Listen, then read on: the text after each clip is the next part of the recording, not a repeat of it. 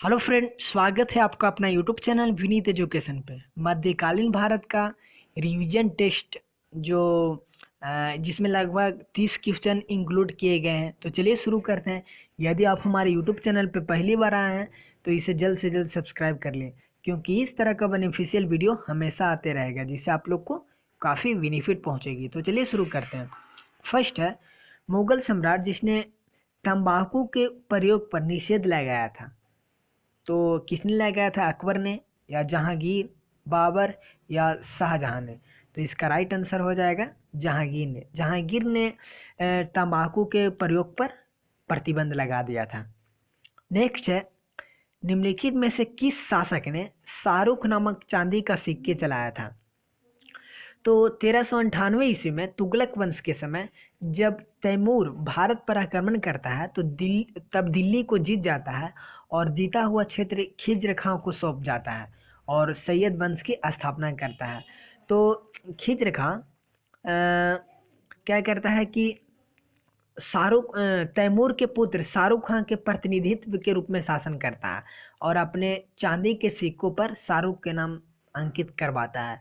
और वह तैमूर के पुत्र शाहरुख को निरंतर क्या करता है? भेंट करता है और राजस्व भेजता है। तो इस तरह से इसका राइट आंसर हो जाएगा डी। मैंने बताया खिज्र खां। मुगल शासक में तांबे का सिक्का क्या कहलाता था? रुपया, टंका, दाम, या शमसी? तो इसका राइट आंसर हो जाएगा दाम। निम्नलिखित में से कौन सा युग सही सुमेलित नहीं है?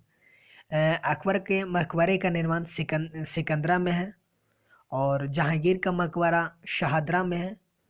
शेख सलीम चिश्ती का जो मकबरा है वो दिल्ली में।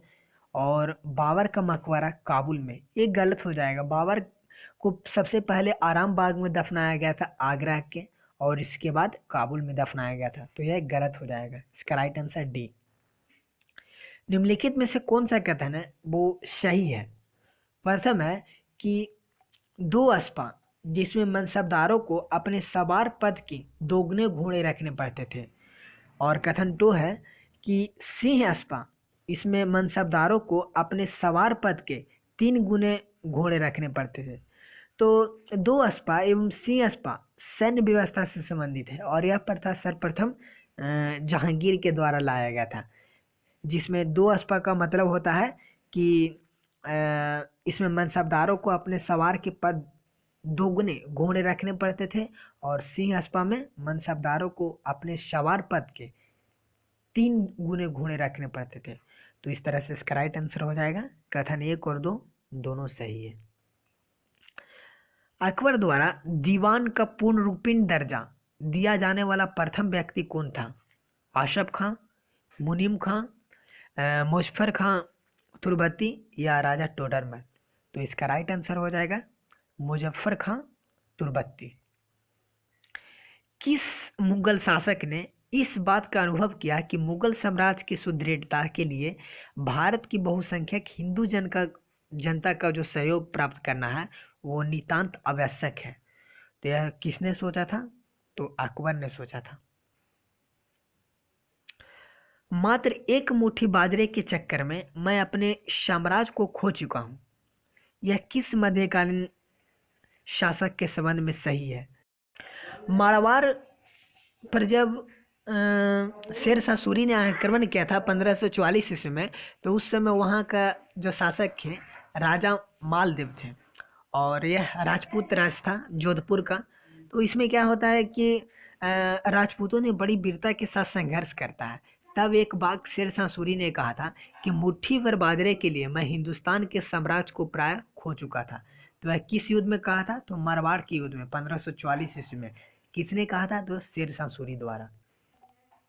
नेक्स्ट है कौन सा क्षेत्र मध्यकाल के जो समय है वो पूर्व के सिराज के नाम से जाना जाता है? तो इसका राइट आंसर हो जाएगा जौनपुर। जौनपुर में ही शेर शाह सूरी को का शिक्षा दीक्षा हुआ था। जब वह पिता से नाराज होकर 20 वर्ष की आयु में जौनपुर चला जाता है तो वहीं उसकी शिक्षा ग्रहण करता वहीं पे। हुमायूं का जन्म कब हुआ था? तो हुमायूं का जो जन्म हुआ था वो 6 मार्च 1508 ईस्वी में हुआ था, काबुल में। इसका राइट आंसर बी हो जाएगा, काबुल में।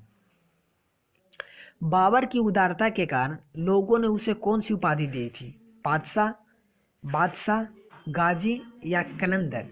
तो बाबर जब पानीपत के युद्ध को जीतता है, तब जीतने के बाद काफ़ी मात्रा में धन संपत्ति प्राप्त होती है वहाँ से, और काबुल के प्रत्येक निवासी को एक एक चांदी का सिक्का दान करता है, और इसी उदारता के कारण बाबर को कलंदर की उपाधि दी गई। हुमायूं को किस युद्ध में पराजित होने के बाद विवश होकर एक निर्वासित की भांति जीवन व्यतीत करना पड़ा था? तो कन्नौज या बिलीग्राम की युद्ध, दोनों एक ही बोला जाता है। बिलीग्राम का युद्ध जब पराजित हुआ था हुमायूं, तब विवश होकर 15 वर्षों तक धुमक्कड़ की जिंदगी जिया था। तो कन्नौज या बिलीग्राम का युद्ध कब हुआ था? तो इसे आप ध्यान रख सकते हैं 1540 ईस्वी में। तो इसका राइट आंसर हो जाएगा कन्नौज, बिलीग्राम दोनों, यानी एक से अधिक। दिल्ली में पुराना किले के भवन का निर्माण किसके द्वारा हुआ था? शेरशाह, बाबर, हुमायूं या सिकंदर लोदी? तो पुराने किले का निर्माण दिल्ली में जो हुआ था वो शेरशाह के द्वारा किया गया था। किला ए कोहना, याद रख सकते हैं, किला ए कोहना जो दिल्ली में है, वो नामक एक मस्जिद है, उसका निर्माण जो है शेरशाह सूरी के द्वारा कराया गया था। बैरम खां को मक्का जाने के क्रम में उसकी हत्या किस अफगान शासक के द्वारा किया गया था? मुबारक खान, आलम खां, नुसरत खां या बहार खां? तो इसका राइट आंसर हो जाएगा मुबारक खां के द्वारा बैरम खां की हत्या कर दी गई थी। हल्दी घाटी के युद्ध में महाराणा प्रताप की सेना का सेनापति कौन था? तो हल्दी घाटी युद्ध जो हुआ था वो महाराणा प्रताप और अकबर के बीच हुआ था। तो इसे आप ध्यान रख सकते हैं कि इस युद्ध में महाराणा प्रताप की सेना के जो सेनापति थे वो हकीम खां थे, जबकि अकबर के जो सेनापति थे वो मान सिंह थे। तो आप ध्यान रख सकते हैं। मुगल सम्राट जहांगीर ने निम्न से किसे इंग्लिश खां की उपाधि दिया था? तो जब मुगल दरबार में विलियम हॉकिंस आया था, तो उसे जहांगीर ने क्या किया था? इंग्लिश खां की उपाधि दिया था। इसका राइट आंसर बी हो जाएगा। किस सिख गुरु की हत्या मुगल शासक जहांगीर के द्वारा कराया गया था? तो खुसरो जब अर्जुन देव से आशीर्वाद लेने जाता है शासक बनने के लिए, तब क्या करता है कि इस बात से दुखी होकर अर्जुन देव की हत्या करवा देता है जहांगीर। तो इसका राइट आंसर हो जाएगा अर्जुन देव। जहांगीर ने एक शेर को मारने के कारण किसे शेर अफगान की उपाधि दिया था? तो शेर अफगान की उपाधि दिया था, वो दिया था अली कुली बेग को। इसका राइट आंसर हो जाएगा अली कुली बेग। निम्नलिखित में से किसकी हत्या अकबर ने स्वयं किया था? आतगा खां, बैरम खां की या अबुल फजल की या अदम खां की? तो इसका राइट आंसर हो जाएगा अदम खां की। अदम खां की हत्या है वो अकबर ने स्वयं किया था।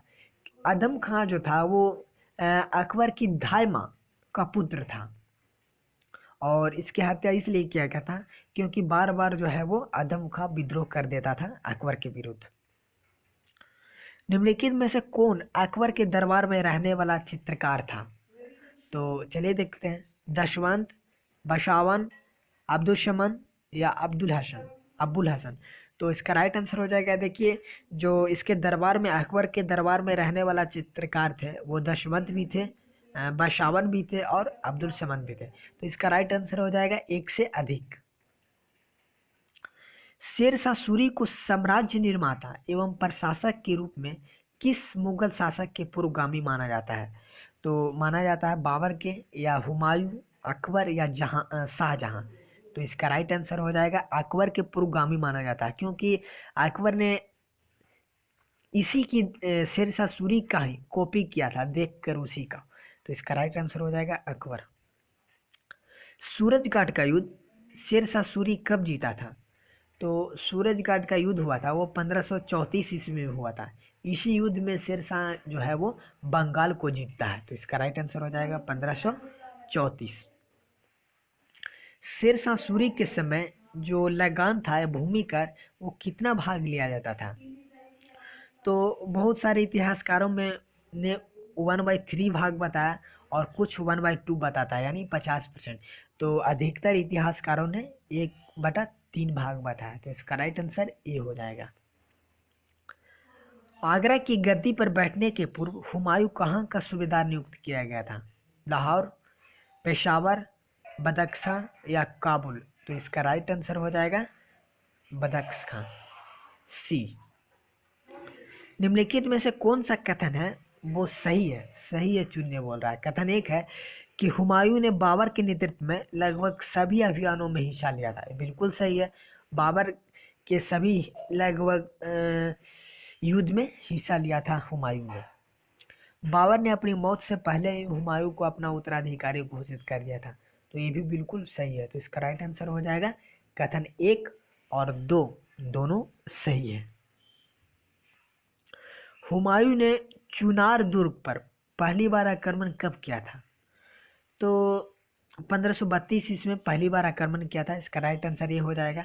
मैं बता देता हूँ कि इस युद्ध में हुमायूं बहुत बड़ा गलती कर देता है। यदि चाहता तो शेर शाह को वही परास्त कर देता, घेर कर वही मार डालता, पर ऐसा नहीं करता है और सिर्फ संधि करके छोड़ देता है। तो इसका राइट आंसर हो जाएगा 1532। हुमायूं ने गुजरात शासक बहादुर शाह से संघर्ष के पश्चात किस क्षेत्र पर अधिकार किया था? तो हुमायूं ने बहादुर शाह से युद्ध किया था, तो उसके पश्चात 2 क्षेत्रों पर अधिकार किया था, एक गुजरात और मालवा के क्षेत्र पर। इसका राइट आंसर हो जाएगा 1 से अधिक। बाबर ने अपनी आत्मकथा तुजुके बाबरी या बाबरनामा किस भाषा में लिखा था?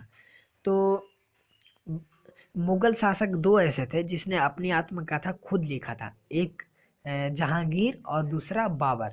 बाबर ने अपनी आत्मकथा तुजुके बाबरी या बाबरनामा जो है वो तुर्की भाषा में लिखा था, जबकि तुर्के जहांगीरी जो जहांगीर ने लिखा था वो फारसी भाषा में। तो आप दोनों याद रख सकते हैं। निम्नलिखित युद्धों में से किस एक में बाबर ने जिहाद की घोषणा किया था? तो बाबर जो जिहाद का नारा दिया था वो दिया था। इसका राइट आंसर हो जाएगा सरे पुल की युद्ध में, या पानीपत की युद्ध में, खानवा की युद्ध में, या चंदेरी की युद्ध में? तो इसका राइट आंसर हो जाएगा खानवा की युद्ध में। तुगलकनामा युद्ध नीति या युद्ध पद्धति किसके युद्ध नीति से संबंधित थी? उज्बेकों, चगताई तुर्क, मंगोलों या अफगानी? तो भारत में तुगलुमन युद्ध नीति का प्रयोग है वो सर्वप्रथम पानीपत के प्रथम युद्ध में होता है बाबर के द्वारा। यह युद्ध कला है वो बाबर ने उज्बेकों से सीखा था। तो इसका राइट आंसर ये हो जाएगा। तो आज का 20 क्वेश्चन पूरा हो गया। आई होप आप लोग को सीरीज काफ़ी पसंद आया होगा। आपको वीडियो अच्छी लगी है, मेहनत अच्छी लगी है, तो प्लीज़ जल्दी से इस वीडियो को लाइक कीजिए, दोस्तों के पास शेयर कीजिए और इस चैनल को ज़रूर सब्सक्राइब कीजिए। चलिए नेक्स्ट वीडियो में मिलते हैं। Thank you.